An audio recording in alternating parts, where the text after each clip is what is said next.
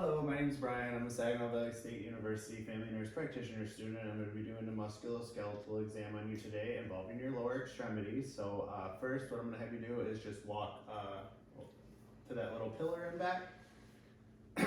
and while she's doing this, I'm assessing her gait, checking for the width of her feet, seeing if there's any shifting of her hips, and then seeing if, or checking the flexion of her knees. Excuse me. So I'm gonna have you take a seat. So we're gonna move on to inspection. So actually, I'll have you stand up. So I'm gonna have you no. I'm gonna assess the or inspect the anterior and posterior hips, looking for any bruising, checking for any sort of muscle atrophy. And then you can sit down now.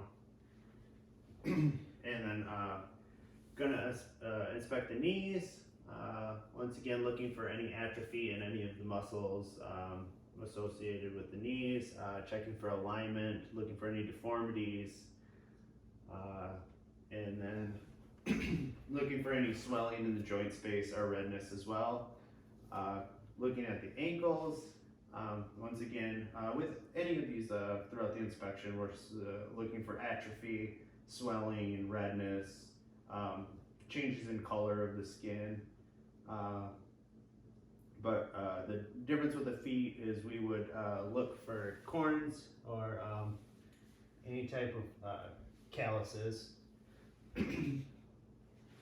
So this assessment appears normal. So I'm going to move on to palpation. I'm going to have you stand up. So I'm going to palpate for the iliac crest and then move slightly forward for the anterior superior iliac spine, and then feeling for the greater trochanter, and then right below the dimples on your lower back, we're feeling the posterior superior iliac spine, and then slightly lower. You're not able to palpate this on everyone, but we're going to feel for your sacroiliac joint and just feeling for any tenderness there. And then if you were having hip pain, we would feel for the trochanteric bursa as well. Excuse me. I'm going to have you take a seat right on the corner. All right. So I'm going to, let me just make sure we're in. Okay. Just wanted to make sure we were in. All right. I'm going to palpate the knees. So I'm going to start on both sides of the patellar tendon here. We're feeling the femoral, the tibial femoral joint. We're feeling for any abnormal bone ridges or any abnormalities with the bone. While we're here, we're feeling for the medial and lateral meniscus. We're going to move up slightly and feel for the femoral condyles here. And then I'm going to move to the sides here and feel the medial and lateral collateral ligaments. And then once again, we're going to feel for the patellar tendon, going from the patellar down to the insertion site, and then palpating for the suprapatellar bursa and then the prepatellar. And then I'm going to do the same on the other side. Okay.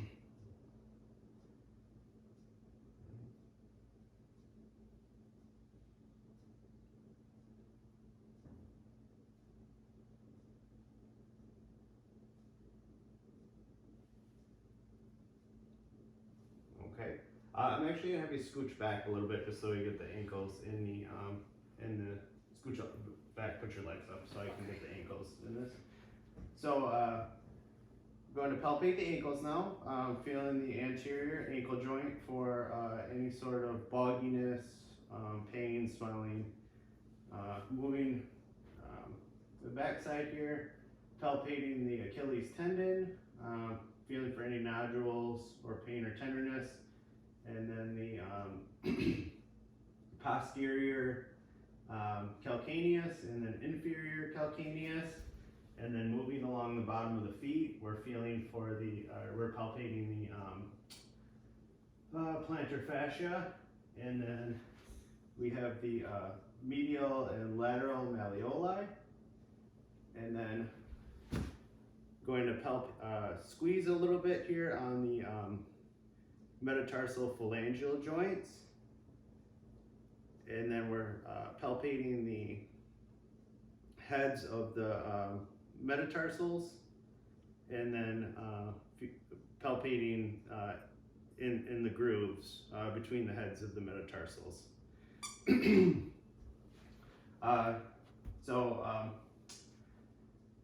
You can actually, you can stay laying like that.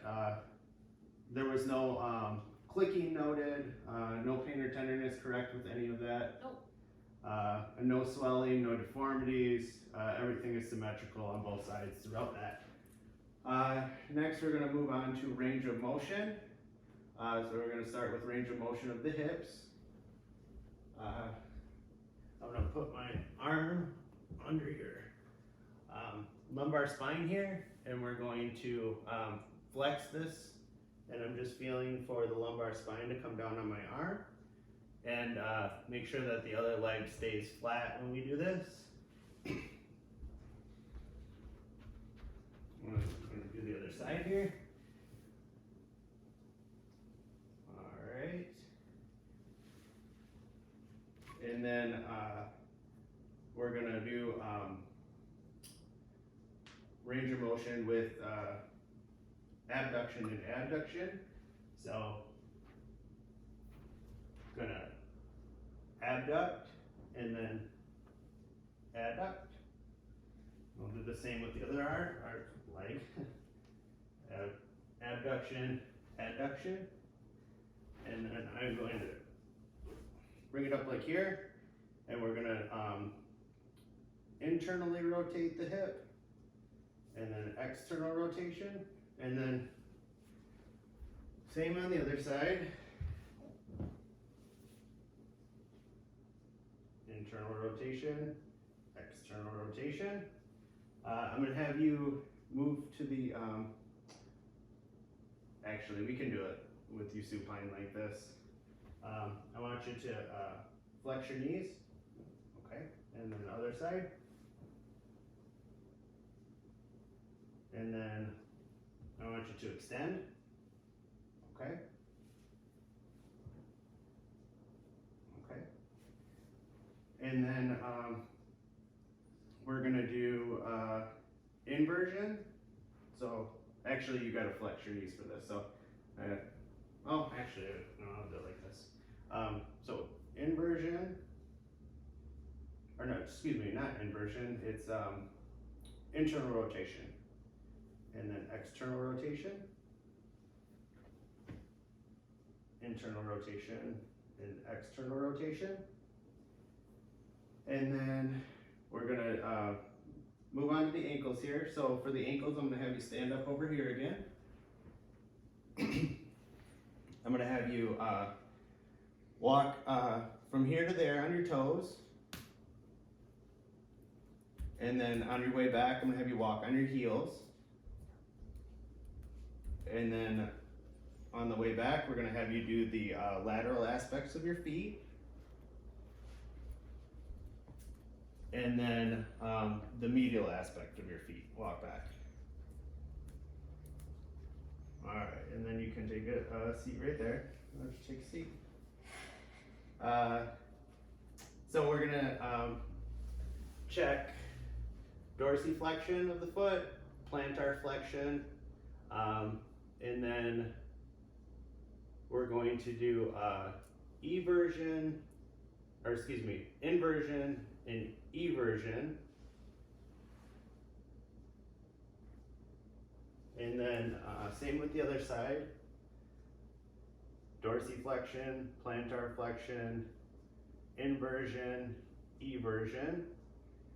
And then for the toes, I'm gonna manually do this here with abduction and adduction, and then also testing for flexion and extension of the toes.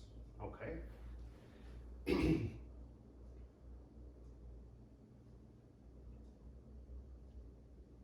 Flexion and extension.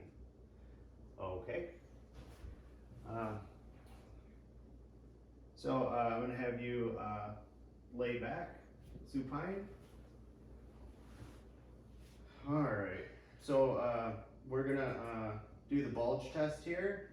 So what I'm going to do is I'm going to go to the suprapatellar bursa. I'm going to first clear any fluid that may be on the medial aspect of the patella here, and then I'm going to push down, and then I'm going to tap, and I'm looking for a bulge on the medial aspect of the knee there that would indicate a minor effusion. So we'll do that to the other side. Sweep that. Oh, that's right. And tap and see if bulge. Positive is just that if there's a bulge there, this is a negative test. And then we're going to do the balloon test, where I'm going to push on the suprapatellar area and see if there's any, if I'm able to feel any fluid on the medial and lateral aspects of the patella, which I'm not, so that's a expected result. Then we're going to do the McMurray's test, which is how we test for any meniscus injuries. So I'm going to lift your leg up here. I'm going to have valgus pressure, which is slightly medial. I'm going to externally rotate the foot here, and I'm going to slowly straighten. And then any pain or tenderness? Nope. Okay, so then internally rotate. No, that was actually a positive. There was a loud crack there. That's how you determine if there's a positive, if there's a popping noise, or if there's any pain. Was there any pain with that? No. Okay. All right, so once again, we're gonna apply a little bit of pressure, internally rotate the foot, straighten out, and then internally rotate. All right, well, that's interesting. And then we're gonna test the medial and lateral collateral ligaments by doing the valgus and vargus test. So for the valgus, we're pushing medially, and then the vargus, we're pushing laterally.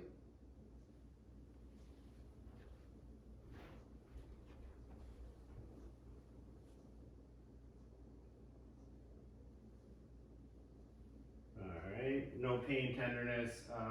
The joint space didn't move there. Then I'm going to have you come sit at the front here. We're going to do the anterior posterior drawer test to test for the cruciate ligament. So I'm going to support here, and I'm going to push. This is the anterior portion. And so what we're looking for is to see if there's any movement anteriorly of the leg here. And then for the posterior, we relax it. We're gonna do the same, and we just pull out to see if there's any movement there, which there isn't, which is a normal finding of that test. And then I'm gonna have you lay back supine again. I'm gonna bend your leg about a 30 degree. I'm going to pull up. Once again, this is the Lachman test. Latchman, excuse me. All right, and we're once again seeing if there is any movement of the lower leg away from the upper leg when we do this. So, negative findings, and then lastly, we're going to do the anterior drawer test for the ankle. So what I'm going to do, I'm push down on the ankle, and I'm going to pull up on the heel, and watch for any forward movement of the foot away from the lower leg. And that is testing for the anterior talofibular ligament. And I think that's it.